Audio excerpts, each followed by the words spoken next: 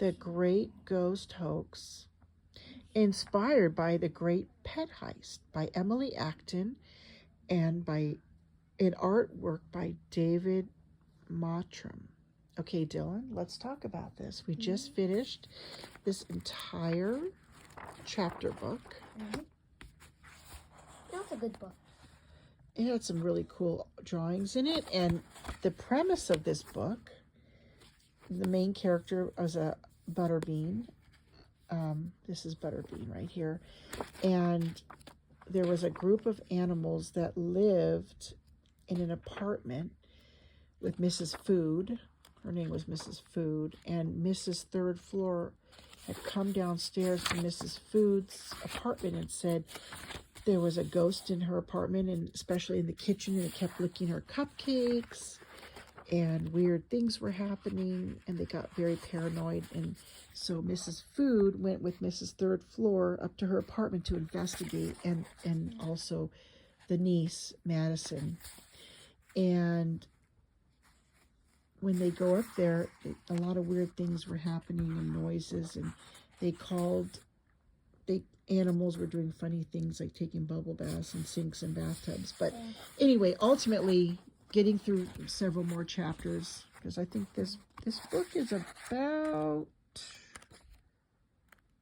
let's see here, Dylan, where did we leave off?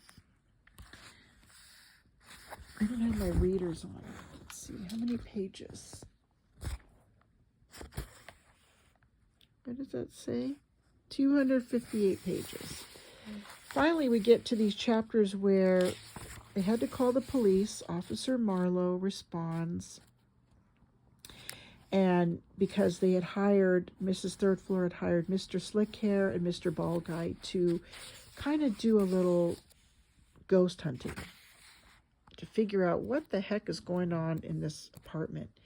And long story short, it turned out they were a couple of con men who just wanted to take advantage of an old lady's fear, and they were playing little illusionary tricks on her and saying that there was a ghost. And then Officer Marlowe figured out that they were using plexiglass and gauze to make, shadows. And anyway, it was a weird thing. You have to read the book to kind of appreciate the descriptions, but she ended up figuring out they were a couple of con men, and she arrested them. And then Mrs. Third Floor said, I just wanted to get this apartment rented. It's been vacant for so long, and we just think there's ghosts in here. And then at the very end of the book, I think it was like chapter 20, Mrs. Third Floor comes down to Mrs. Food's apartment, and she says, oh, yoo-hoo, Mildred. And they said, oh no, what does she want now? And or Beulah, and their names are Beulah and Mildred. And she said, what do you want now? And she says, I want my spare key. I've found a renter for the vacant apartment, and I didn't even have to advertise. And they said, wow, who wanted the apartment? And Mrs. Third Floor said, Officer Marlowe. She was there doing the investigation, and she decided she wanted to rent the place. Now she knows there's no ghosts there, and she wants to live there. And the ladies, Mrs. Third Floor and Mrs. Food, were thrilled because they wanted to have an officer living in the building to protect them. And Jerome, the octopus, slithered back down through Pipe City and made his way back to the local zoo where he came from. And the other animals gathered in another hot tub, or they called it a hot tub. It was a sink in another bathroom, and they were up to their shenanigans again. The book ends with the other octopus that was now residing in the apartment building, Chad, saying cannonball. The other octopus, Jerome, made his way back to the zoo, but this is Chad. So anyway, it was just an adventurous book full of silly scenarios and mysteries, and that were later explained throughout the book.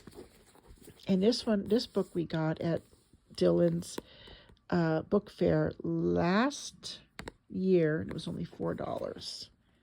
The Great great ghost hoax. So it's kind of a fun little story that we finished. Is there anything you would like to add, Dylan? What was what was something that you really enjoyed? I really enjoyed the part where the guys were making where the guys were where the ghost part where they were trying to make up the ghosts. I thought that was a lot funny. Yeah, that was sneaky too. And scaring everybody. And it was a pretty good description because they made it seem like there was a real apparition in the hallway. Yeah. And for a minute, you kind of got spooked, like, wow, what is going on, you know? And they were really making it seem like the ghost was doing funny, crazy things to them. And then, you know, they were pretending to be scared, even though they were conning these people. So, yeah, it was a pretty good book. Would you recommend it to another fourth grader? Yes, I would recommend it. It is a very detailed and nice book. Interesting. It's a good chapter book, and it's 20 chapters. So that was our little book review, and this will now go in the donation pile. Okay, thank you.